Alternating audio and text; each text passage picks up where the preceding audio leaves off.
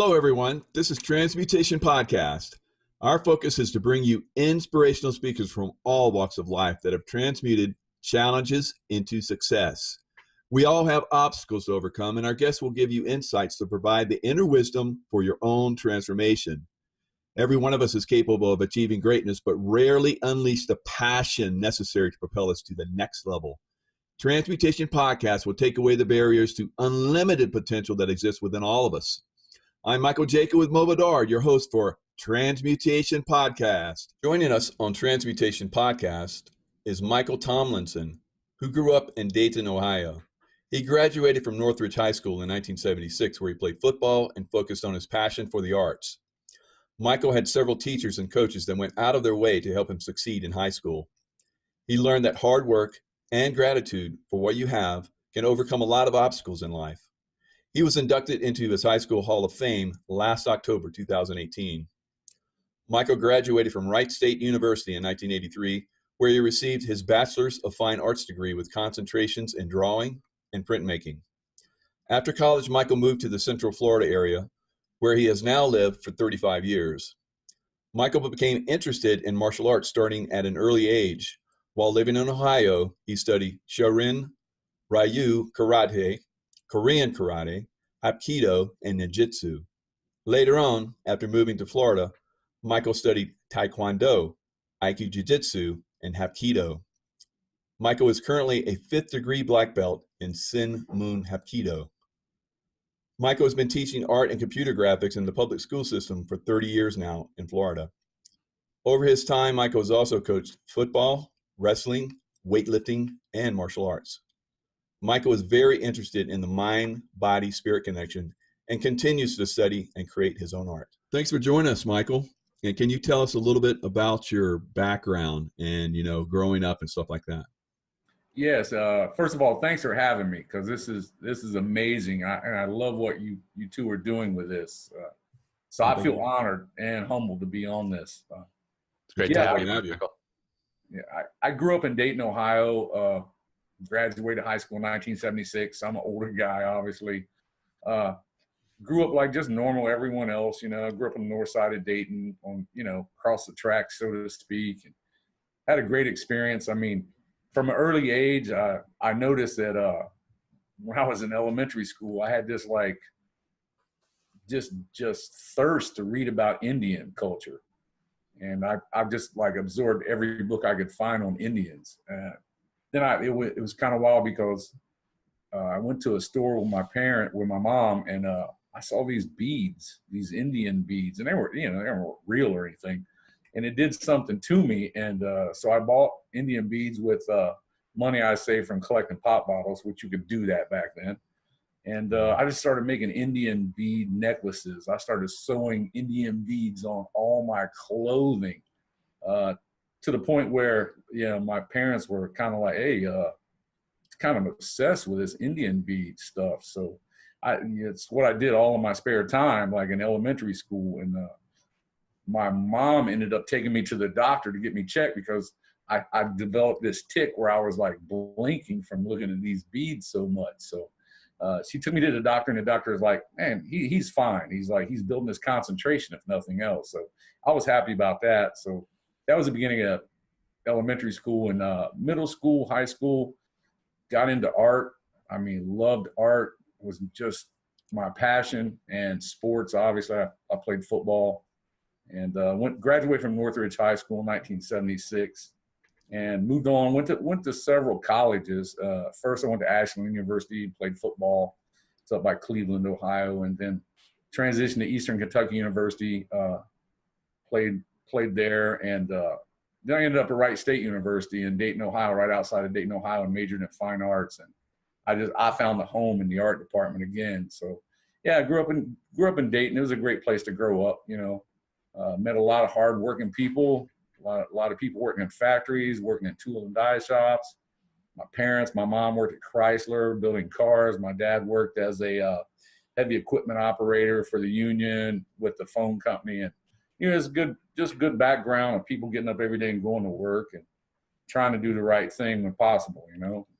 Yeah. So at what point do you, I guess just recently you got inducted into the your high school Hall of Fame. How did that happen? What did you do? They come back and say, hey, this guy was great. Let's induct him in the Hall of Fame. That's amazing. Yeah, it made me feel good. It was humbling, you know. I mean, our high school is almost 100 years old, and they started a Hall of Fame. They're probably gonna email me about this. I can't remember. It was like around 1995, something like that. And so just basically being an educator. I've been a public school teacher now for 30 years, and football coach, weightlifting, wrestling, and just had a lot of success with that. And so they noticed that and recognized that, and and asked me to come up and do the induction. And it was awesome. I mean, you look back on it, it was like that place really molded me. That high school really molded me into to learn how to work hard and be a man and basically suck it up. I mean, football practice back then was totally different than it is now. Totally different mindset. I mean, I'm not saying it's better or worse. It was just different. And I mean, coming from that Midwestern background, so to speak, and, you just don't complain. You just get the job done, period. That's kind of what they taught me. And so I appreciate that they honored me with that. And it was humbling, man. It was cool. It's a lot of fun. And who got you originally into sports, Michael, to get you inspired to go so far with it like you have done? Honestly, myself. I mean, I just always kind of had a passion for it, especially football and martial arts. And, started doing martial arts when I was in the 6th grade in Ohio. And I just always had a passion for it. And just, how it is, it's just some of those things. I really don't even know where it comes from, because no one else in my family played football. No one else played sports at that kind of like aggressive manner. So you're just drawn to it on your own, kind of your own intuition, right? Yes, exactly. It's interesting. And it feels so good. I mean, just when you're out there, and it just letting it flow and getting in the alpha brainwave state after you've practiced so much, and just turning the noise off, and it's just natural after a while. Yeah, as a coach, you've taught a lot of pro. I mean, some of the guys you taught have gone on to a pro, right, from high school. Yeah, I got Leonard Williams, coached him in high school, and he went to University of Southern California and got drafted in the first round 3 years ago by the New York Jets. So he was a 6th overall pick. We've got a guy I coached for 3 years. He's going to be in the draft this year. Ja'Kai Polite. He plays at University of Florida, defensive end. Man, just both those guys just have hearts of gold. I mean, they're just good people. And Ja'Kai is slated to go in the first round. We'll see. He's a junior, so he's a great young man. And I don't know. I threw everything but the kitchen sink at those guys, and they absorbed it and got better. And it's when I watch them on TV, it's like it just makes me feel good. So I see him using the same moves we did in practice. I'm like, yeah, I drive my wife crazy. I'll put the TV on pause and go, look at his long arm technique he's doing. Watch his second step. It's perfect. And she's like, okay, I got it. Yeah, those mirror neurons worked out pretty good, right? That's it. That's exactly what it is. Yeah, we were in practice one day, and Ja'Kai was a senior, and he was going against a offensive tackle who plays for University of Tennessee right now and starts for him. And I knew he had it. Like, he goes, "Coach, watch." And I'm like, okay. So we're doing pass rush. First technique he did was a long arm. He did the technique, beat the offensive tackle, and as he's jogging back, he goes, "That was a long arm technique." I'm like, "Yes, sir, it was." Next, when he does a double swipe, beats the tackle, gets to the quarterback, comes back, he goes, "That was a double swipe technique." So basically went through his entire inventory during the practice, and I was like, my job is done here. Like, he owns it. It's his, So it's good. It's kind of nice to see that, because they work so hard. Like, I mean, it's unbelievable how hard we work those guys, and they just absorb it, So yeah, I kind of did the same thing. I played sports in school and then went SEAL teams, and then eventually got into the martial world. So that's kind of something you did as well. You've studied quite a few different martial arts, and tell us a little bit about that. Yeah, I mean, when I was in the 6th grade, I just had the series Kung Fu was on, and that would come on TV, and it came on like back at that time, it came on like, I think every other week on a Friday. And I was just glued to the TV waiting for that. Wow, I love that. Yeah. The Buddhist Me as well. aspect. Yeah. I mean, the Shaolin aspect and then the martial arts. So for Christmas, I asked if I could get like karate lessons with a local guy that taught Shorin-ryu karate.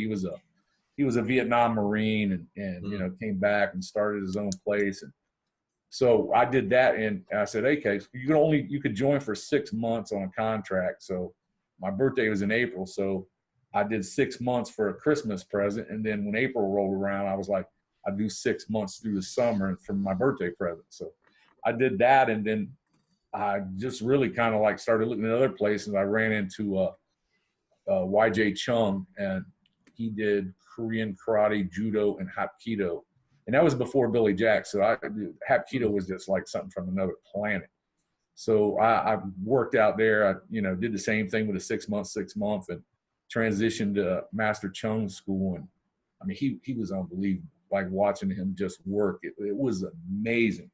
So I did that for quite a while. And then once I started playing football and stuff in high school, I really didn't have time for the martial arts. So it kind of took a back burner for a while. And once I got to college and past college, I mean, I've just done it forever.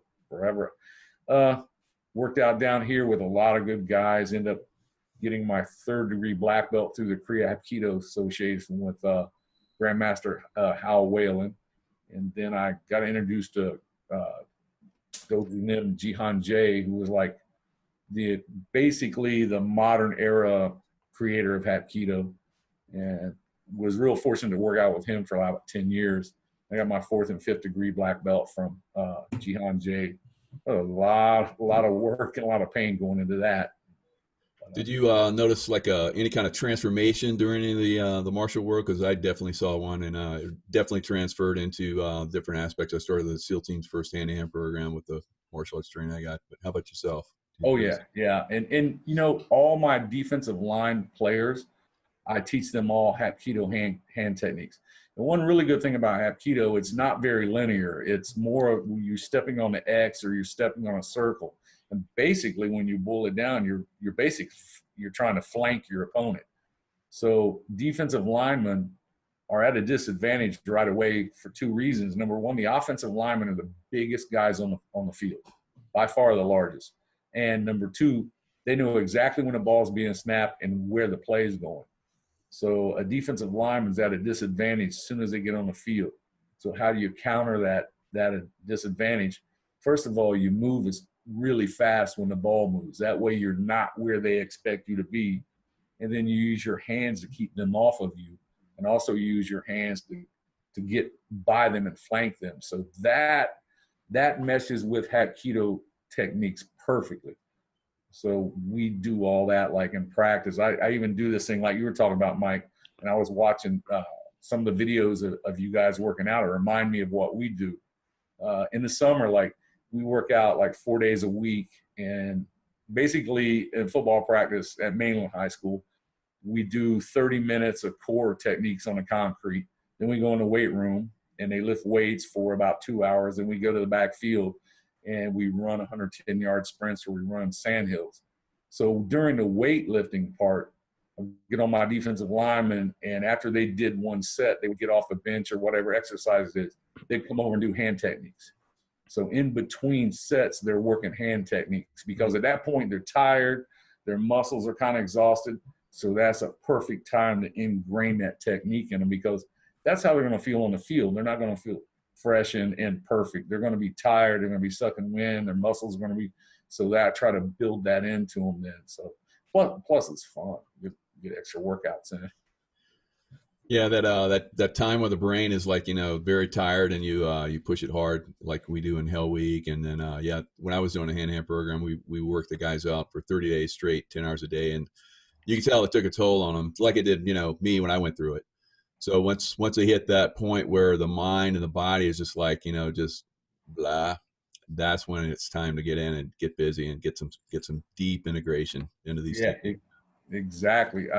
My 3rd degree black belt test, I flew to Boston with Master Whalen's school, and he lives in Quincy, right out south side of Boston.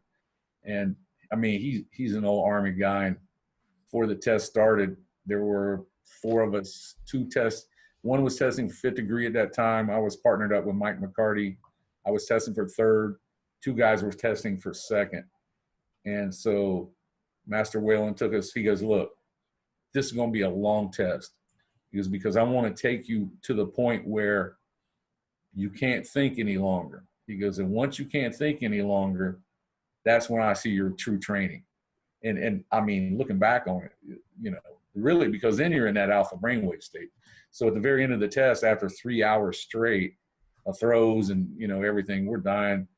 And he says, okay, we put the blindfold on. And then he had everyone in the entire school who had done belt tests like earlier. There were around 40 of them. So he lines them up, puts a blindfold on you, and each one of them grab you, however they want to grab you, and you have to like react and throw, choke, what you know, it's just like alpha brainwave state. So I did that like at the end of the test with a blindfold. I went through 40 people, and then I take the blindfold off, and he smiles and he says, you know, that was so much fun. Let's do that again. Put the blindfold back on and did the 40 people again.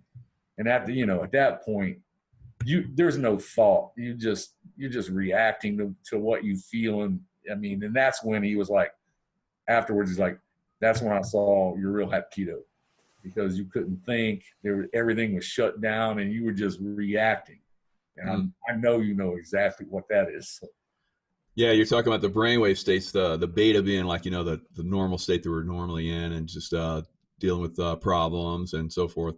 Sometimes in the survival mode, you see guys that are deep in the beta state, you know, high brainwave activity, and they're in survival mode. I've seen guys, you know, in combat, you know, go way into beta state, and it's like they're almost ineffective.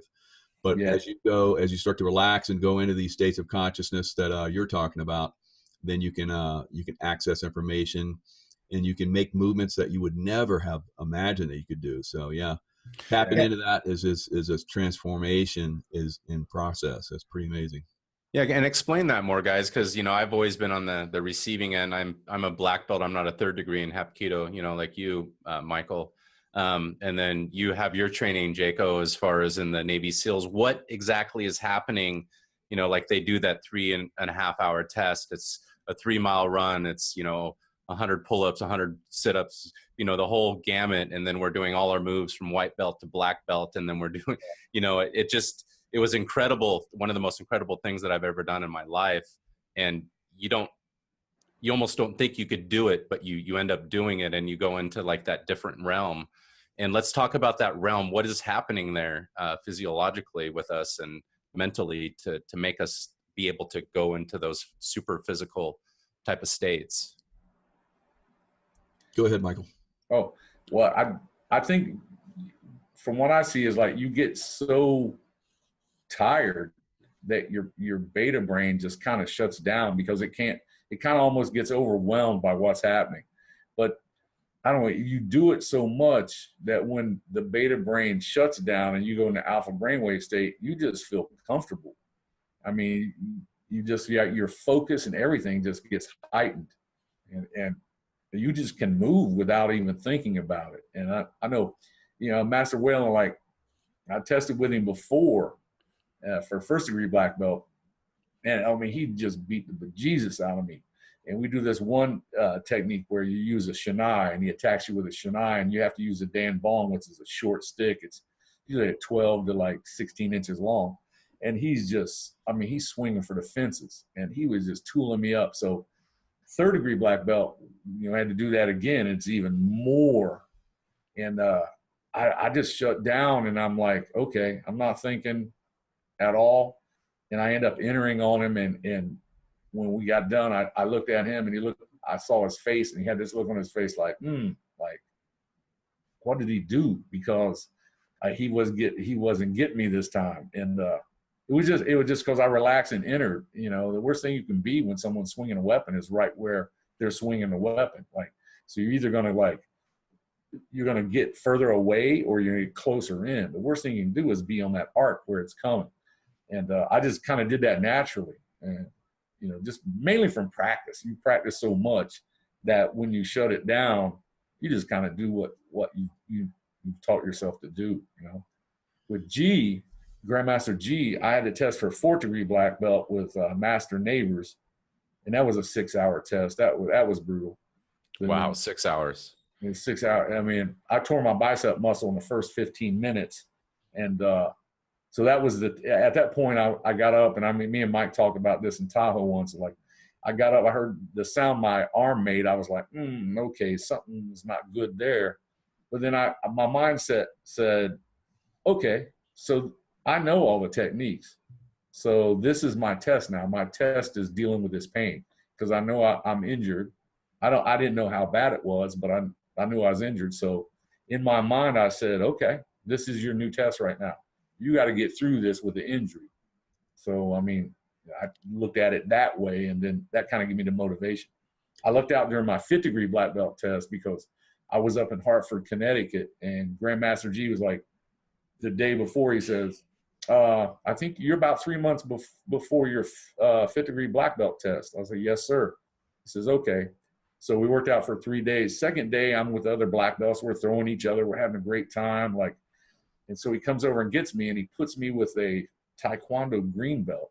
And he says, I want you to work out with him. And I don't know the guy. The guy's cool, but I don't know him. And in my mind, I'm thinking, oh, man, I was having so much fun throwing these black belts, and we were throwing each other around. Like, all right. So I started teaching him the basic techniques, how to step, how to move, how to bend the arms, all that.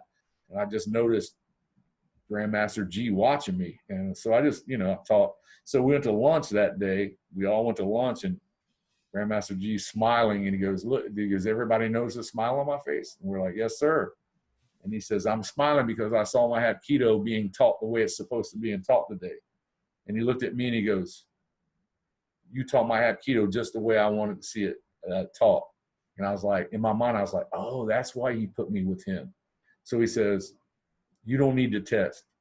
Forget about 3 months. He goes, you're a 5th degree black belt right now.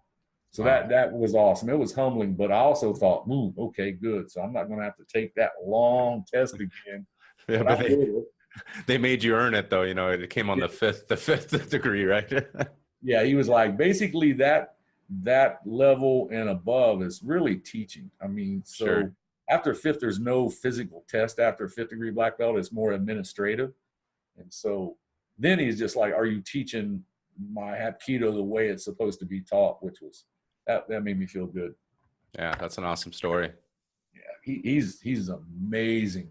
Oh my gosh, he's unbelievable. I mean, he was a presidential bodyguard for the president of South Korea for 18 years. He slept in the bedroom next to the president and his wife, President Park. And then, did you ever see the Billy Jack movie where it was based on some Green Beret that trained in Hapkido in Vietnam? And then, well, Grandmaster G is actually the real guy who took 12 of the Korea Hapkido Association members. He took them to Vietnam, and he actually demonstrated and taught Hapkido to the Vietnamese Special Forces and the 5th Special Forces Group. So, I mean, that actually is based on reality. I mean, of course, it's a movie, but he's the one who actually did all that. So it's pretty deep. I mean, he's pretty knowledgeable. And that's pretty much the way you describe it, is what happens in the SEAL teams. And from my experiences too, when you go into those alpha brainwave states, it's like a meditative process. You just accept what's going on. And I've talked about this in some of our other podcasts, where I just kind of, I had this one problem with getting in the cold water, and I just accepted it, and it just didn't bother me anymore. I had problems with a run. I was the fastest guy in my school, but long distance runs, not so much. So I just learned how to push through those. Accepted it. I'm going to do this, and you accept it. You go through it, and you kind of have this peace that comes over you. Yes. Once you get that peace, it's almost a meditative state, kind of like the, I like the stuff in the background behind you, Michael. It's the Buddhist and stuff like that, the meditative process. And we talk. You see the movies talked about the kung fu, the Shaolin priests, and stuff like that. They were very meditative, but they would go into these deep states of consciousness and be able to, transcend, some of these physical realms. And that's what we did in the SEAL teams and what we're talking about right now. Yeah, it's awesome. That's awesome. I think it's like you stated too. I mean, it's in all of us. You know, Absolutely. it's bringing it out. Maybe bringing it out to the level you took it is like, that's a whole nother ball game. But it's there for everybody. You just gotta like get on the horse and start riding. Yeah, and that's what I find so interesting with the martial arts, and of course, you know, with the SEAL team stuff is the physical aspect. And I know the Unleashing Intuition course that you're doing right now, Michael, is very huge, Jaco. You know, in regards to the physical part, you're always, you know, pushing that, and that's a big part of it. So I think it's important people kind of understand why you do that, and the whole reason is to push them into those realms and push them past what they're comfortable with. Correct? That's correct. But getting the information on that type of level, like I have a 18-year-old young lady that's going doing my course right now, and it's amazing to see the younger generation take on this information, because the level of potential that it unleashes in someone is phenomenal. I didn't get this information really until later in life. I stumbled upon it here and there, but I didn't really understand it until I was probably in my 30s or so. So the sooner you get it, the better, obviously. But I would say that Michael's had some amazing transformations. When I used to talk to Michael before I ever met him. We Facebooked each other. He came across my book. Can you talk a little bit about that, Michael? Yeah, it was you talk about synchronicity. I got some friends that are in the Navy. I got one of my buddies that's in Navy EOD. He just retired. He's my age, but he's written a couple books. So I did the cover for one of his books for him, and so I just happened to get on Amazon. I was like, I wonder how CJ's book's doing. So I look at it, and you get a recommendation underneath that book, on Amazon or for other books. So that day I looked down, there was only one recommendation, which has never happened to me. Like there's always 3, 4, 5, 12 books, right? Like that book. There was only one book for recommendation, and it was The Intuitive Warrior. So I looked at the book, and I thought, that's kind of odd that there's only one recommendation for this, because I looked at CJ's book before, and there was several recommendations. So I read the bio on the book, and I was like, that sounds interesting. So I bought it, and so I read it, and man, I was like, I can't even describe it. It just struck a nerve in me. And so I got the Kindle version so I could listen to it driving to work. I hooked my Kindle up to text-to-speech. And so I was listening to it. I listened to it twice. And I come home one day, and I told my wife, I said, and this book, this Michael Jaco guy, this book, I'm like, I can't explain it, but I feel connected to him. And my wife joking, my wife's like, ooh, okay. No, not like that. But, we're laughing. And I said, I can't explain it. I cannot explain it, but I just feel a connection. Some of the sentences in the book, it was like they were coming out of my own head. I know that sounds crazy, but so I friended Mike on Facebook, and I was like, okay, I'm not going to tell him about that because he's going to think I'm some kind of crazy psycho dude or something like. So I just left that alone, and we started talking about martial arts, and then it was kind of cool because my daughter put a picture of me when I was like 4 years old at a souvenir shop in Kentucky, and I'm dancing with a Native American. And so Mike put on there, just messaged me and says, I was looking at your photo, and I know you from another lifetime. So then I thought, oh, okay, all right, that makes sense why I felt this connection. So then I just started opening up because I'm like, okay, he's not going to think I'm crazy now when I tell him. So we kind of went from there, and it's been amazing. It's been amazing. He's helped me so much, like reach other levels of consciousness. It's really awesome. Awesome. I did the Unleashing Intuition course. Me and my wife flew out to Tahoe and did that too. And it's the best meditation training I've ever had. And I had a lot of meditation training. Like when I was in college, my first year playing football, I was kind of this weird thing. Like I didn't care what it was. If it was going to make me better playing linebacker, I did it. I took ballet lessons when I was in high school. I'm not a dancer. Like I don't even pretend to be one. But I knew that some of ballet would help me with agility. So my my niece's ballet teacher, I went up and took private lessons from her. And it was just doing the plies and move my ankles around and stuff. I mean, I had no desire to be a dancer. I mean, I think it's awesome, but it helped me. And so I did that. I mean, everything I could find to do to make me better, I did. So, I mean, this was just another level of it. You know, working with Mike is like, it's another level. So I go to Ashland College and I'm playing football, and there's a yoga club. I've never done yoga before. So I got in the yoga club, and man, I got into meditation big time then. I mean, we ended up demonstrating yoga in 1977 in Cleveland, Ohio on the PBS channel, you know. And but the meditational aspect was incredible. And that got me kind of moving in another realm also. And I've just always been interested and always try to do that. And but the unleashing intuition, I mean, we went deep when we were out there. I mean, so much so we bought the online course too. So, you know, I meditated earlier today from chapter 1. I mean, it's really good stuff, really deep. Excellent, thank you for that. And what's really fun is when you guys came out, we're kind of like talking about, because we've gone deep into the past life stuff. I mean, far beyond anything I would have imagined. Yes. And that's that's one of the beauties about it, when you start to connect with people, because all three of us have had, you know, connections and stuff. So once you start to make those connections, it opens up whole different worlds. So when we both have had Viking lifetimes, and so we're out doing a little get together. It was a night right down by the water, and all the girls were like, "Oh, it must have been horrible when you were a Viking." And Michael and I just looked at each other, and we went, "It was actually great."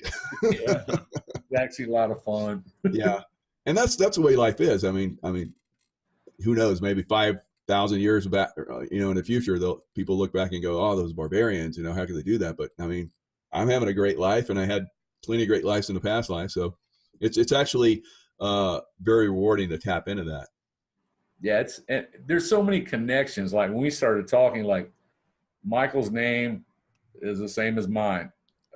Michael's wife is named Tracy. My wife's name is Tracy, spelled the same way without an E. I remember Mike talking about his father was a Mason and a Shriner, and his uncle was in the marching Shriner patrol. My dad was a Mason and a Shriner. My uncle was in the Shriners and was in the marching patrol. It's like there's a lot of similarities so that we just keep. It happens so much now we don't even think about it. It's like yeah, okay, yeah, that's what it's a soul group thing basically.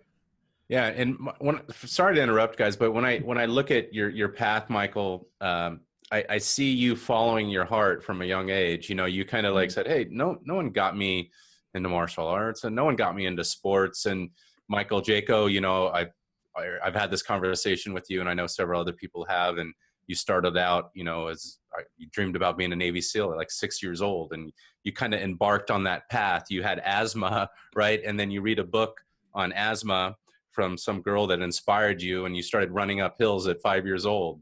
You know, so I see this common thread. And again, I was the guy that kind of took the path that wasn't my heart, you know, and just did things that were against really what my soul wanted to do. And I seem to fight myself all the time, you know, and where you guys you went along with what your heart desired, your true self and so forth, you know. And I think it's real important that people who are listening to that, they kind of understand and they pick that up, because that's what I'm picking up from you guys, you know. And the more I follow my heart, you know, the more that I live genuine to myself, the happier I am. You know, I've lived, of course, a rough life, you know, all that story, guys. But the more that I do that, the happier I am. And, you know, I love doing these podcasts and learning from guys like you and stuff like that. So what do you guys think about that? And I know both of you and Michael, you, again, both of you are Michael, right? But Michael Tomlison, you've coached a lot of people. You're coaching for what university right now? Well, no, I used to coach for Mainland High School. Oh, okay. I coached for some other schools before that. Right now, I'm taking a hiatus on football coaching because a lot of hours. And but yeah, we did really good at Mainland. Like my first year there, we made the playoffs. My first year coaching there, and it wasn't me. It was a group and the mindset. And since then, they've made the playoffs every year for, I think it's that 24, 25 years in a row now. It's the longest consecutive playoff run of any public high school ever in the history of the state of Florida. So, I mean, you know, it's pretty commendable because the leagues change every couple of years. They give you different teams in your division. So it's not like you have the same teams to play every year. It switches around. And you know, football is really big in Florida. So it's kind of good. But, you know, it's a mindset. I mean, when I was there the first year, I'd coached like at some other schools, and we did good. But, I mean, we did first year, we did 40-yard sprint times before we started two-a-days. We had 16 guys on the team run a 4.5 40 or lower. I mean, I played college football. We didn't have that there was nobody. It wasn't even close. And they'd won one game the year before. And I was talking to the head coach. He's a really good guy, Doug Stanley. He's passed now. But I was like, Coach, man, no offense, but how did you guys just win one game with all this speed? And he says, leadership. So we don't have any leadership. So, I mean, we built that, and, you know, it just kept snowballing and snowballing. Now it's to the point where everyone expects to go to playoffs. And they don't expect it as far as like, we're just going to make it. They expect it because they're going to outwork everybody else. And then there's this mindset of, it's going to happen because I'm going to make it happen. And then we got that mindset going, and it's just kept going and kept going. And it's really neat to see the tradition just keep going. And, I mean, we're in a meeting. We made it to the Final Four. First, we made it to playoffs a few years ago. We're in a coaches meeting. And a couple of coaches like, hey, we made it to the playoffs. We made it to the playoffs. And I wasn't being rude or anything, but I was like, well, of course we did. Did you ever think we weren't? Now we're here. Now what are we going to do now that we're here? That's what the important thing. So let's not celebrate now. We have nothing to celebrate. We're supposed to be here. Now where are we going from here? That's the important thing. So it's like, and it's not like not celebrating, but it's like the mindset of like, this is who I am. This is what we're going to do. And there's no other option. This is how it's going to be, period. We're going to make this. It's a no-brainer. It's going to happen because you're going to work hard enough to make it happen. And then, you know, that old saying, the harder I work, the more luckier I seem to get. It's kind of that thing. And, sure. So it's having that mindset and then doing the work to make it happen, to make the reality happen, and always having that mindset and then doing the work every day. That's perfect. That's perfect, Mo. Yeah. And that's the way we were in the SEAL teams. I remember like, you know, all the training we did, it was like so intense. I mean, we'd have guys lose their lives in some of our training evolution. So when I actually went to combat, I thought it was like, believe it or not, easy. It was like a walk in the park because we had trained so hard for the real thing that the real thing was like, is this it? It sounds crazy. I'm serious, but I've been in combat zones for, you know, a total of around 15 years. So being in and out of combat zones for that long, you know, I just felt like it was just, you know, second nature. I just had trained so hard, and that's what Mike was talking about. And if you get that mindset to train unbelievably hard, it just opens all these incredible doors for you. It's just amazing.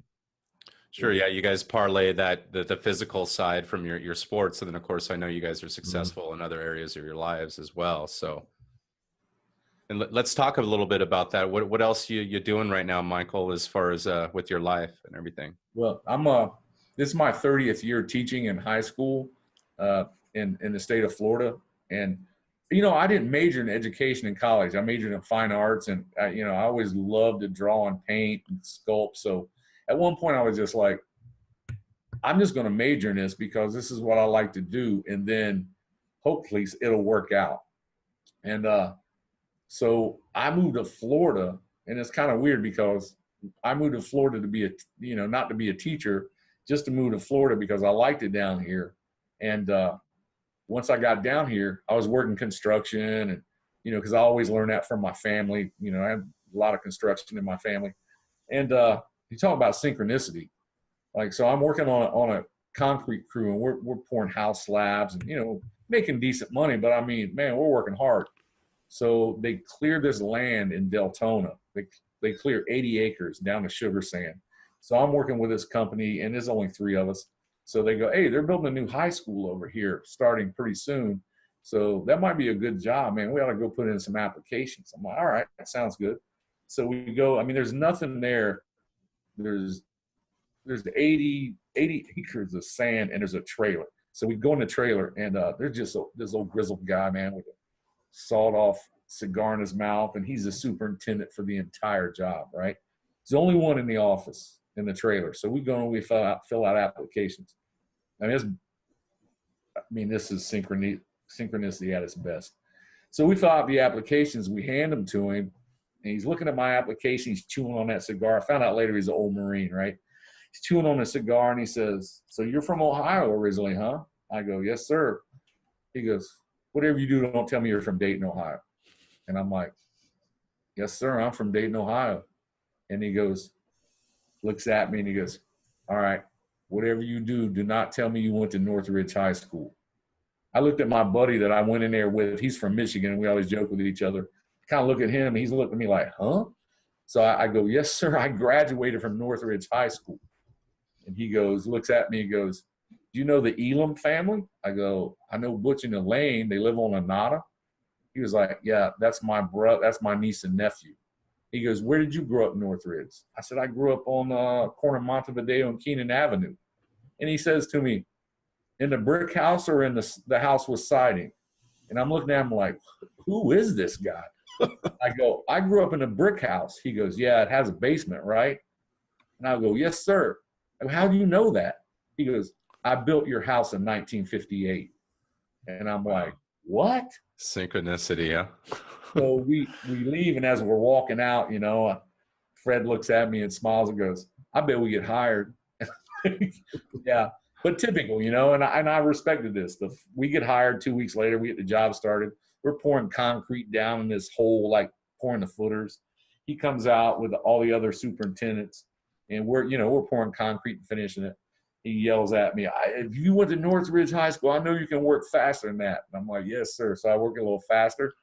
I didn't take that as an insult at all. I knew what he was doing. He was letting me know, I'm not giving you any special treatment. I mean, that was a way of, you know, them older guys do that. And I'm like, I'm fine with that, man. I don't need any special treatment.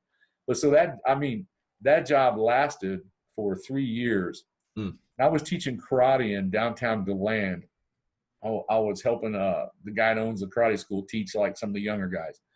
So one of the guys that was in the karate class was actually a teacher here, a public school teacher. So we're talking before class one time, and he's like, man, you ever thought about being a teacher? I'm like, no, not really. He says, well, I watch you in here every day, and you're a natural teacher. You just don't realize it. And I was like, well, thanks. So he was actually transferred to the school that we were building. So I'd see Daryl walk in, like getting his classroom ready, and, you know, he's carrying his cooler and his book, you know, and I'm out there pulling concrete, and I'm like, wow, that teaching thing doesn't look too bad from this angle. But so we're in karate class, and he tells me, he's like, I can tell you exactly how to get into teaching. So he kind of led me through it. He got me hooked up with the athletic director. So I got in, I coached football and wrestling, and that led me into like becoming a teacher. And so that was like really a whole synchronicity the whole way. So it's kind of like sometimes you end up where you're meant to be and you don't even know it. But like we talked about, if you keep your mind and your eyes open and your heart open, it'll come to you.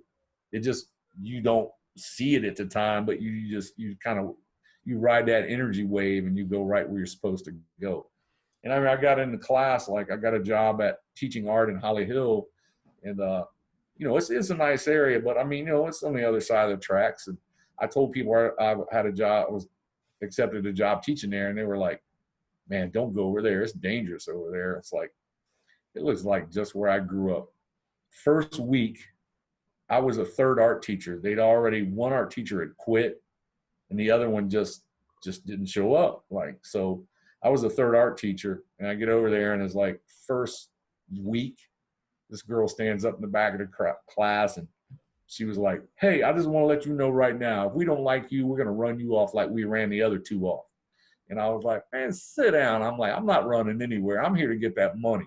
And she just like looked at me and nodded, and she understood it. And she ended up being my best student the entire year. I'm like, I didn't get mad. I mean, you know, I was like, hey, I like what you're doing. You're honest with me, you know?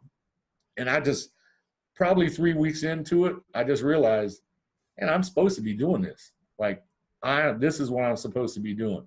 I could feel it in my heart. And that awesome feeling of giving back and not, I don't know, setting that example of, man, this is the way life should be. You know, work hard. You can work hard and have fun at the same time and learn. And that's kind of just what I'm trying to do the whole time. So 30 years in, I'm still doing it, you know, still digging, you know. So it's interesting how you got into the art stuff. You have a background, in a very interesting background. You got into past life regressions. You had someone there in Florida regress you. Yes. And you want to tell us a little bit about one of your past lifetimes?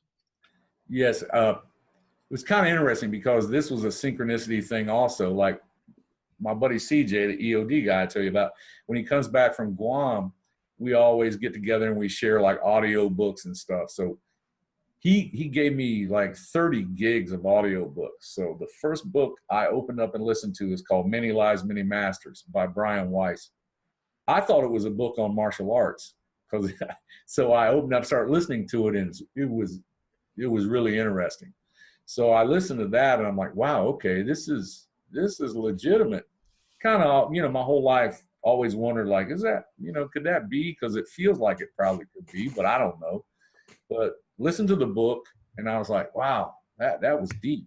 So it wasn't long after that, you know, I started talking to Mike about past life regression. And I remember asking you, like, how'd you get started? And you were like, well, when I was in Virginia Beach, man, I looked at this person that had like some past life regression. So I did the same thing. I'm like, okay, I want to do that. So I looked up a lady named Diane Ross, and she's in Maitland, Florida, which is a suburb of Orlando. If anyone's around this area, look her up. She's amazing.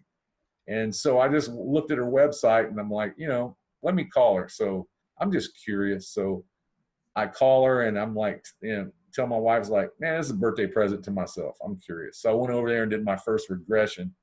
It was 2 hours, and it was amazing. It was amazing. And you can't really explain it to people totally because it's not a logical frontal lobe type activity. I mean, you feel it.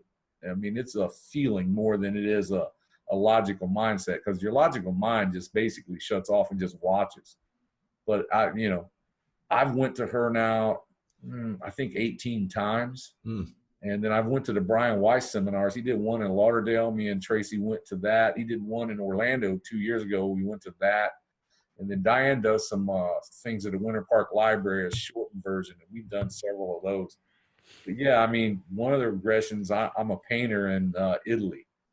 And 3 times now I've went back to that lifetime. Because when you go under, you really don't know where you're going. You have no idea because your logical mind is not doing it. And so I've revisited that. Hypnosis, is that what they're doing? Yes. Okay. And basically, you can do it yourself, and Mike's taught us to do that ourselves. But you get into that alpha, almost theta brainwave state, to where your logical mind, your conscious mind, is just an observer. It's not in charge. It's not chattering at you. And your subconscious opens up, and you can see amazing things. She does a really cool thing. First, she relaxes your entire body, right? You're in a recliner. She relaxes your entire body, and then she has you envision going into a library. And then she has you envision a screen coming down from the ceiling, like, you know, a projector screen. And she counts at a certain count, and then you envision yourself going through the screen. And once you go through the screen, she says, look down at your feet. What do you see? Every time I've looked down at my feet, I've seen something other than my feet in this lifetime. And that kind of spurns you into what you're doing. I mean, you see yourself. Sometimes you know your name in other lifetimes. Sometimes you don't. Sometimes you know the year. Sometimes you don't. But then she'll take you after you explain where you're at, what your environment is, who you are, what you have on. Then she'll have you move to a significant time in that lifetime. And then you'll see what's happening there. And then she has you move to your last day in that lifetime. So you actually witness your own death. And it's not scary. I mean, it really isn't. And then she actually has you go and ascend upward and see if any spirits are there to meet you. And most of the time there are, sometimes there aren't, but most of the time there are. And I've seen Mike in several of those lifetimes. I mean, the third regression I had, let's see, first one I was an Indian in the Smoky Mountain area. The second one I was a samurai. And Michael was a samurai also. And I came out of this building after a meeting, and we were headed to a battle. And after I came out of this building, I looked to my right, and Mike's there with our other samurai. And Wow. So I walked down there, and I recognized him from the look on his face. And I told her, like, as I'm regressed, like, I know him now.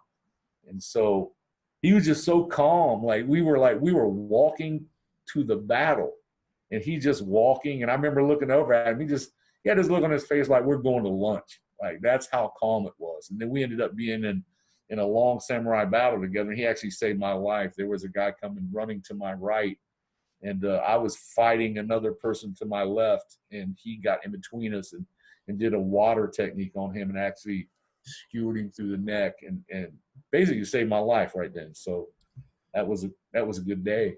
So And, what's interesting about that is I already knew who Michael was, but I don't front load it. I just say, oh, you should like do this, you know?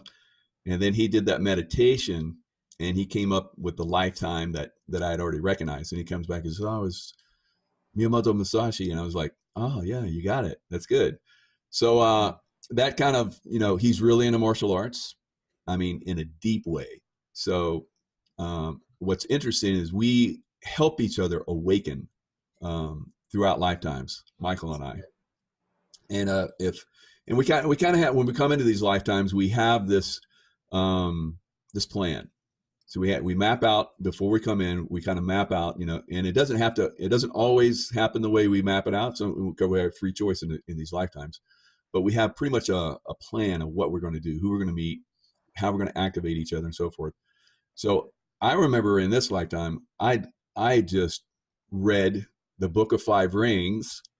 I say dozens of times. I was fascinated by it. And here's Michael has read my book many times. And then, you know, we're just talking. And I'm like, there's something about this guy, you know, just like he was led to read my book, or, you know, something about this guy, you know? So eventually we started awakening all these different lifetimes within each other. So it's very, very fascinating. Yeah, there's been several now. Like the fourth one was I was in Ithaca, Greece, and I was 60 years old, and I was a retired Spartan advisor. And there were 12 of us on this island, and we were advisors. So there was this temple, and it was a temple of knowledge. And we gathered around this temple every day. It was like our job. And we hung out at the temple, so to speak. It was right in the center of this little town. And we just advised everyone that lived there, and we helped them. And Mike was one of the 12. Like, I recognized him right away. I told Diane, like, under regression, I'm like, yeah, there's Michael. I see Michael. In that lifetime, everything was mathematical. Everything was analytical. We didn't have religion. That wasn't part. Our religion was knowledge, and it wasn't a religion. We totally functioned on knowledge.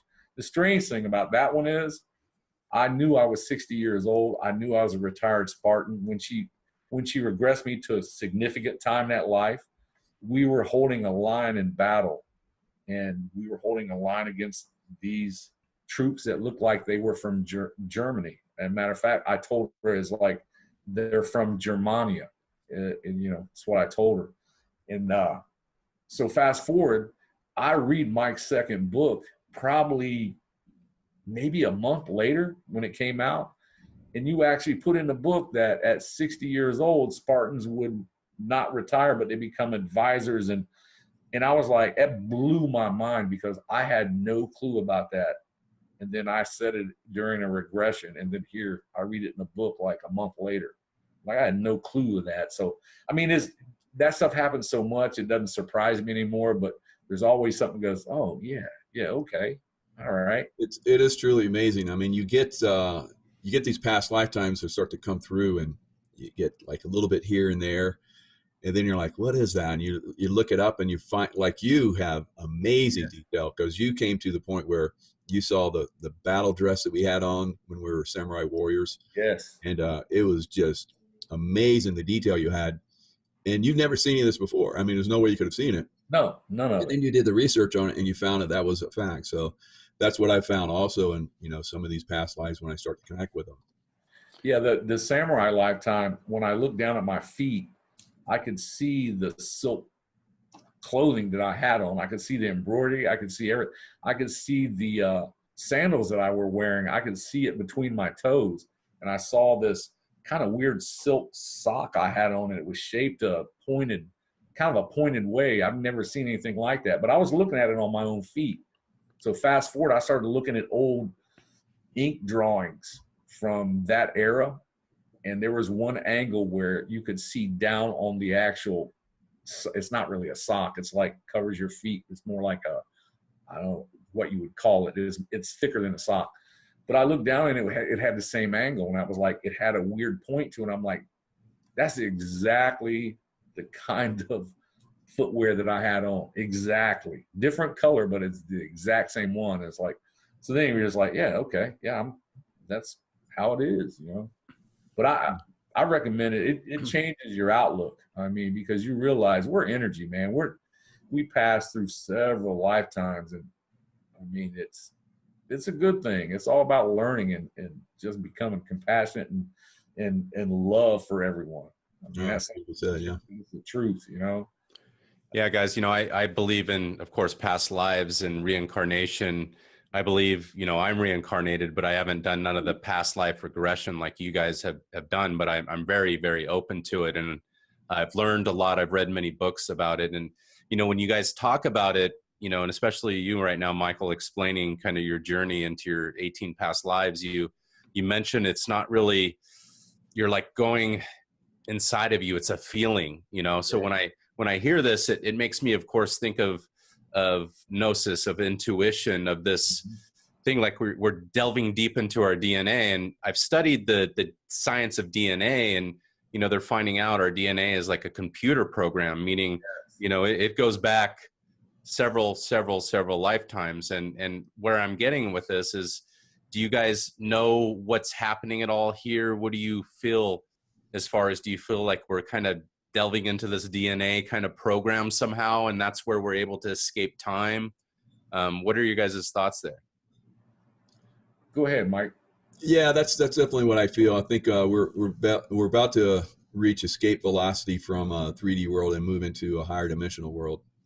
Most of us on this planet. And when you talk about that, you're like, what is that? What's all these other dimensions? And I kind of explain it like, think of a tree with its roots going down. It's like it hits the minerals and so forth. 1D. The roots pull the minerals and stuff up to the trunk. To that's a 2D world, and then the actual tree itself in a 3D world. And as it reaches up with its leaves and so forth, the energy from the sun coming in, kind of 4-dimensional. So it's like a multi-dimensional being, interacting with all these different dimensions. And we do that to a certain extent. That's what the intuition, when it comes through, is we're connecting with higher dimensional realms and pulling this information in. And when we leave this life, we go to a different dimension.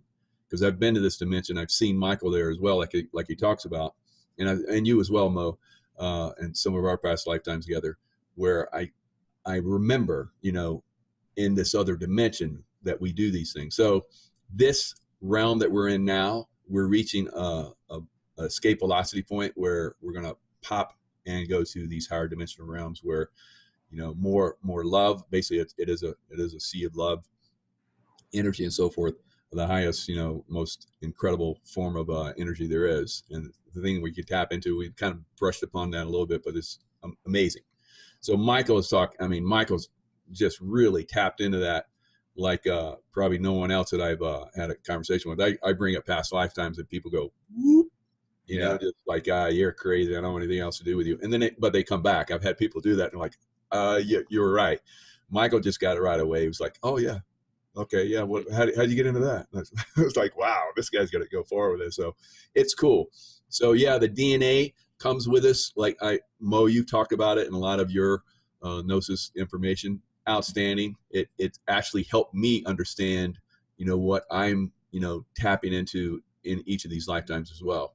So the DNA actually comes in from each of these lifetimes. So that's why there's similarities, like we're talking about, and things that we do, things we're attracted to, the people that we're attracted to, Sure. All that is in our DNA. Yeah. Yeah. And I wanted to kind of briefly touch on that. If we look at DNA and, everybody's really getting big into that, and we're finding out, we had the big controversy with Elizabeth Warren. She had, the Cherokee Indian or whatever, but we are finding out a lot of us have these different, places that we've been. European, some of us do have Native American, some of us have Irish, and, whatever. We've been everywhere. And I'm finding myself, because I've had a DNA test, I started out in Ethiopia, then Phoenicia, and then Greece, then went to Ireland, and then to France. And so I was in the similar places as you guys. And then here we are today in the United States of America, and we're this multi-ethnic nation, and we're all kind of melded together, so it's kind of interesting. And, you have the people that are still tied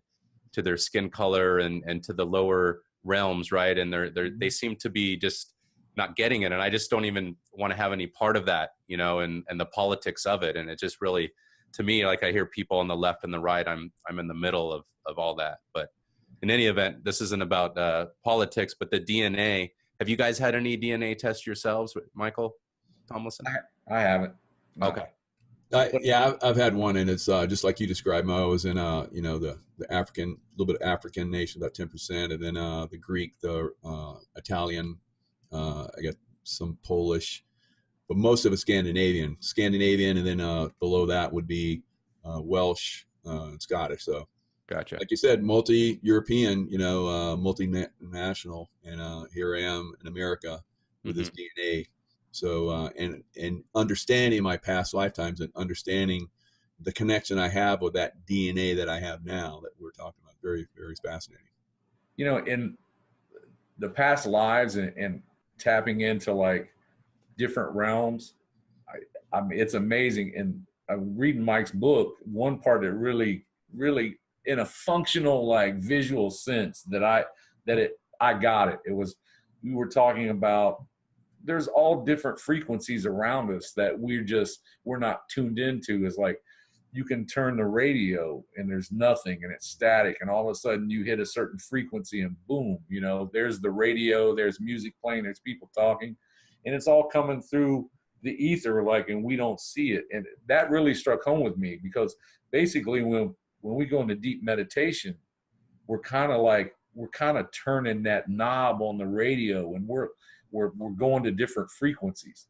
So if you look at it kind of like that, for me anyway, in a functional sense, I can see that, So there's realms, some of the past life regressions I've had lately has been in Atlantis, has been in different galaxies, has been in an Andromeda galaxy the last 4 times. But, it doesn't freak me out. I just see it as like, okay, I turn that dial. Like, I'm meditating, I'm getting hypnotized. I'm turning that dial, and I'm turning into that one frequency. So that's the wavelength that I'm at that point. And that helps me look at it functional. And, and I'm like with Mike, I'll talk to some people about it, and they'll kind of look at me like, oh, and it's just fear of the unknown. And, I never push it on anyone, but same thing. I have some people later come back and go, did you tell me some more about that? And I'm like, yeah, if you want to hear it, man, I'm wide open. I don't push it on anyone, but it's right in front of us. You just got to turn that dial, and you're there. And the key is learning how to turn the dial. And your courses teach you how to turn the dial, and they really do. And we were out in Tahoe, man. Me and my wife Tracy, we went deep into meditation, and we meditate all the time. I mean, but yeah, we got to another level. So it was, thank you. It was really good. And that's good. I think the couples that I've had, attend the courses and that I've talked with and so forth over time. When your significant other gets it, it takes it to such a different level, because we are all multi-dimensional in our brains and our bodies and everything too. So the right and the left hemisphere of the brain, the masculine and feminine. So if you have your significant other that's, on board with it, that's really getting into it as well, the two of you really propel each other to the next level and then beyond. So it's really cool. Yeah, it's interesting you bring that up right now, because I immediately thought about the left and the right brain, and how in relationships we're always kind of taking on a different role, either the man or the woman, and either one's kind of more passive, one's a little more aggressive, or whatever it is, and we kind of offset each other's. So it's interesting you say that, because if you go together, you get in that same mindset, and then when you go home, you're in that same mindset together, and it reminds me of everything, whether you're coaching or you're doing martial arts and everything. Everybody's in that mindset together, and with the outcome, everybody sees it, so it makes sense. Yeah, it propels you a lot further. I mean, meditatively wise, I studied ninjutsu with Stephen Hayes, back in the 80s. I read his first 2 books, and I was working in Dayton at a computer company. And I was like, at the end of the book, it says, oh, he lives in Ohio. And I was like, I wonder where in Ohio he lives. So I happened to be looking through a phone book, and I'm like, wow, this school is literally 2.5 miles from here. So I went and worked out with Stephen Hayes, and the physical aspects were good, but the mental aspects of that martial art are really good. And I just noticed some of the meditations that we learned was like, okay, I mean, you can see this is earth posture, this is water, this is fire, and this is wind. And what it is each one of those, you have a certain breathing pattern, and the breathing pattern actually changes your mentality into that realm. So the earth is all about stability. You see a lot of policemen in the earth posture naturally, and it's stability. You're not moving. You're like a mountain. Well, the breathing pattern actually puts you in that mindset. So I noticed, wow, somebody reverse engineered this. So they realized that under the water mode with the water breathing, your mindset changes to that mode of fluidity. So, I mean, I think about how many hundreds of years it took them to actually turn that into a science. And that part, I love that part. I've carried that on. I teach that in my martial arts class. As a matter of fact, I teach it like the football players for visualization. Like before a game, the night before, a lot of times they'll lay down somewhere, close their eyes, and I'll give them that visualization.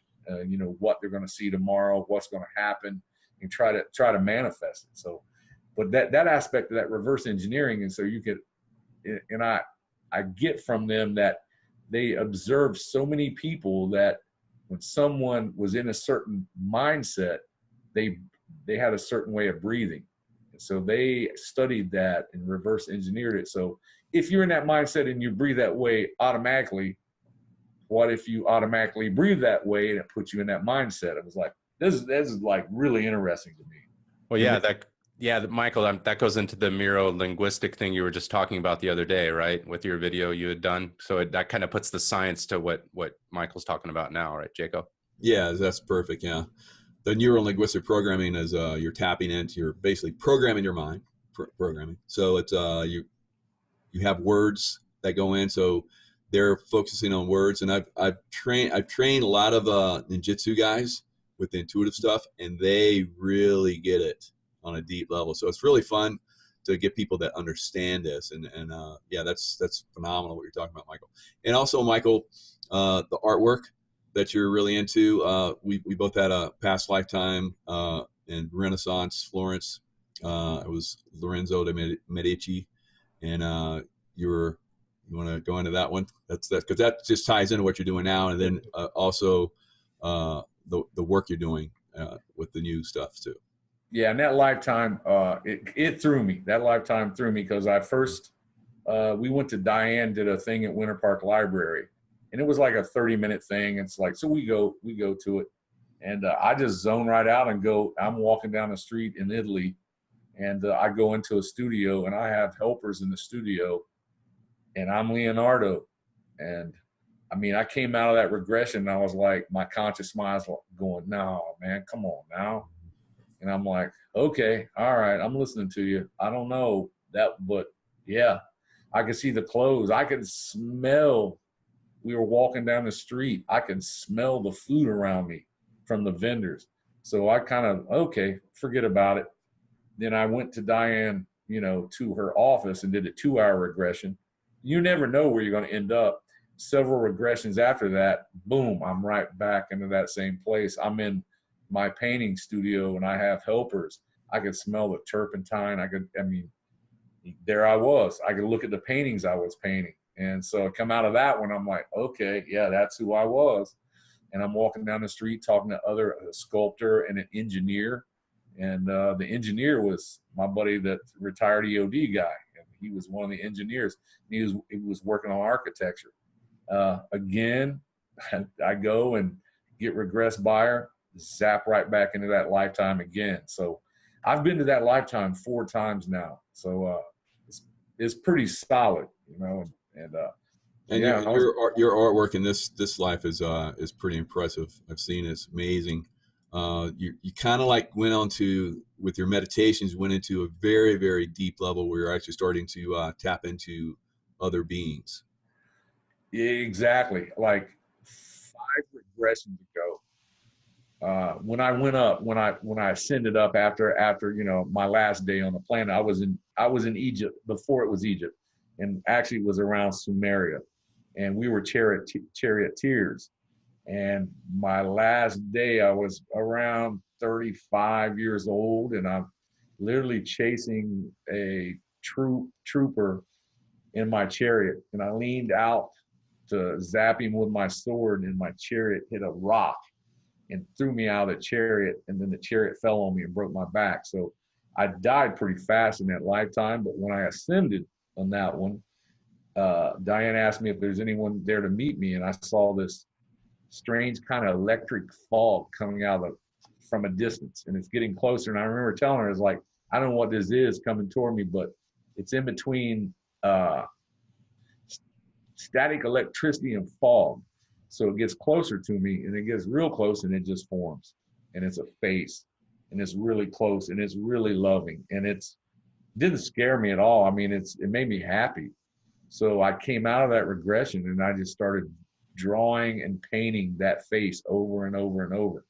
And since then, now I keep going back to that area, and the last few times I've regressed, I've seen the same angelic beings. And that's what I'm painting now. I'm painting and drawing them every day. And it's one of those things, like, sometimes I think back at the movie, you know, Close Encounters of the Third Kind, where he's in his living room making the Devil's Tower out of every mashed potatoes. And I'm not that obsessive, but yeah, I paint them every day. And it's like, I'm supposed to be painting them. They told me that we're giving you this gift. Like 3 regressions ago, one of them came really close to my face when I ascended, and actually smiled at me and rubbed the crown of my head and said, "This is for you." And it was the most loving being I've ever experienced in my life. And so that's all my paintings over the last 2 years have just been them. Like, I paint them and draw them every day. And I'm never going to stop, because I'm supposed to be doing this. And it's amazing, because honestly, dude, you got me into this. Like, and thank you. I appreciate it, because once you get into this, because, you know, some people might be listening to this and think, man, these dudes are crazy. No, we're not. I mean, look at all the stuff you did. Because I told my wife, like, when you first mentioned the past life regression, I told my wife, I was like, now, if this dude was on the public bus and he was back there talking to himself and told me that, I'd be like, yeah, okay, buddy. But with your resume and all that you've done, I'm like, right away, I'm like, this guy is as legitimate as anyone can ever be. So I listen, you know, and I am glad I did, because I'm in a whole nother realm right now, whole nother level. And it's amazing. And it's like, you look at life totally different. Like, it relaxes you, and you love what you're doing, and you enjoy just life in general. And you know, this is not all of it. This is just, we're in this container for a while, and then we're going to leave it. But while you're in this container, you need to do the best that you can do and help other people and give back. I mean, I know that's been said a lot, but it's the truth. I mean, that's what we're here for. That's it. That's what we're here for. And if you're doing something other than that, that's okay. That's your journey. That's your world. Like, I'm not here to judge anyone. I mean, you're on your own separate journey. You're in your container, and you'll get it. You'll eventually get it. Might not be this lifetime, might be 5 from now, but you'll eventually get it. How does your family feel about your delving into your past lives and all this past life regression, everything you're doing now in the painting? Oh, they're into it. Yeah, they're into it. They, Awesome. They know me forever, so they know I'm not crazy. I'm a little crazy. A little crazy. They see the passion in my eyes, and I mean, they know I'm not just living some kind of weird dream. This is reality, man. It's just the reality that most people, they've got those blinders on, and not, for whatever reason. Once those blinders come off, you get happy. I mean, this is sure an awesome experience. Yeah, and that's what I find awesome about it too, is you're able to delve into both realms and keep firmly planted in this world, and watch a football game and have dinner with your family and have a good time here, but also explore that other spiritual realm as well. It's awesome. Exactly. Thank you. I mean, you got to keep one foot in reality. I mean, you have to.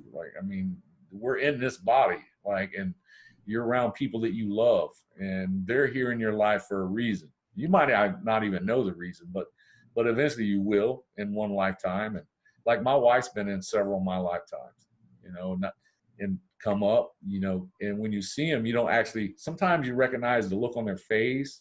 Sometimes you'll recognize like a little way they turn their body language. They won't look exactly the same as you see them now. Amen, bro. You'll recognize them in that lifetime. And it's like, it's cool. We've probably been in lifetimes together, because why are we here right now doing this? Yeah, no, I felt that. We just we haven't went there, and I plan to soon with you guys. I'm going to go to the next one that you go to, hopefully, and visit Michael at his next Unleashing Intuition course. So what's next? What's next for you, Michael? Let's see. We're getting a sensory deprivation tank, me and my wife, next week, and just painting and drawing and meditating, and just trying to experiment and figure out this grand play that we're all in. And awesome. Enjoying the ride, man. Just riding the wave and enjoying it, and trying to help other people and give back what I can. But it's fun. It's fun, man. Yeah, you're having an incredible journey. It's been a pleasure, working with you and talking with you. And every time we get together or we talk, it's like, this guy's just like crushing it out there. But yeah, your words of encouragement were right on. That's kind of what I'm trying to, instill in people. That's what we're trying to do with the Transmutation Podcast. Get people to look at these other avenues that are available to you. You can really transform your life and just really do some amazing things with it. And, I've told people, hey, past lifetimes, you get an intuition thing, past lifetimes, the next step. And they're like, oh, you're crazy. And it's like, I've heard people come back and it's like, I was never going to talk to you again because you told me that. I was like, this guy's crazy. But these people came back, and everyone in their family has done past lifetimes, and all of them didn't believe in it before. Everyone in their family is like into the past lifetimes. It's pretty impressive. It's really amazing thing. But I mean, your life has just been phenomenal.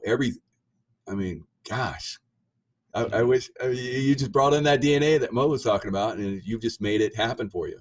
We all have that. We all have that amazing ability within us, and that's what we're always trying to help people find, the amazing things that's within all of us. Thank you. And it's like you led me down a path, and the thing is, people they need to give up that fear of the unknown. It's just let it go, because you're here in this body, and obviously you're strong because you're surviving, right? Regardless of who you are, you're strong, and you're strong enough to go further and deeper without having any fear. So let that fear go and be confident with yourself. We were talking, and I said, how'd you get started? And then you told me, I was like, all right, man, let's go. I know who I am. I'm not going to get hypnotized and somebody's going to talk me into doing something nefarious. It doesn't work that way. Mm. But, now I don't need to get hypnotized to go into meditation and pull other lifetimes out and affirmations. I still like to do it though, but you know, I don't have to. We do it at home too. But I'm not to your level. Your level was like crazy good. But I mean, I was reading a book late one night. It was and I know you remember this more than likely, and it was the Michael Newton book.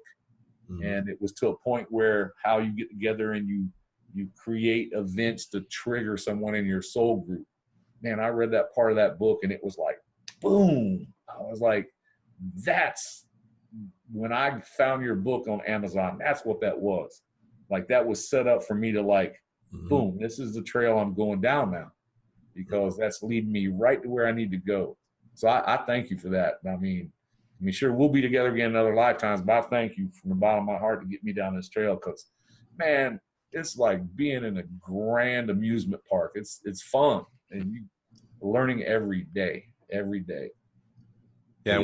What advice would you have for the people out there that maybe are struggling with that and maybe being authentic to themselves or going down that path and discovering who they truly are, Michael? What advice would you have for them? So just enjoy the journey, like, and just keep an open mind. And I don't mean open mind about everything. You gotta analyze what's going on, because you're not just, it's just willy-nilly type stuff, but use your logical mind to analyze, but then don't use it totally. Let your subconscious mind come out, because that's where everything is. I mean, everything's in there from the time your energy was created till now. All that information's in your subconscious. And really all it is when you meditate, you're pulling some of that up. So you still the conscious mind. In the old saying, the old Buddhist saying is like a turbulent body of water on the surface keeps you from seeing below. So when you meditate, that turbulence on the surface of the water stills. And once it becomes still, you can see down through the surface of the water and you can see what's underneath. That's really all you're doing when you're meditating. You're calming your mind to the point where you can access your subconscious mind. You can see through the surface of the water, and it's amazing what you'll find. And it's not scary. I mean, it isn't. It's just something that you get into and you really like it. So my thing is like, jump in the pool, man. Jump in the pool. So enjoy the ride and then meditate as well, right? Exactly. And meditation is huge. Okay. And I mean, as much as you can do it, it's going to help. But yeah, I mean, just get into it, man. Enjoy yourself. All right. Well, thank you very much for being with us, Michael. And we've had a great time talking with you. We could probably talk another couple hours, and we'd love to have you back at some point. Definitely. And thank you for having me on, man. You guys are awesome. And what you're doing is helping more people than you realize. Because, I mean, I talk about this to several people. So you're spreading that network out there. So, yeah, we just keep the journey going, man. Thank you for having me. You're welcome, Michael, and thank you for coming on, brother. All right, man. Next time we have to get together in Tahoe or Vegas or I don't know, somewhere and just hang out, man. It'd be epic. Yeah, let's roll a Riviera cruise. How about that one? There we go. We've been looking at that. Me and Tracy been looking at that. Oh, that would be so fun. Yeah. That's why Michael's putting it on our Facebook timeline all the time. Hey, it's snowing now there, right? But not in Mexico, of course. But in Mexico is not. Yeah. So. All right, guys. Thanks a lot. All right, y'all have a good one. Take care. All right.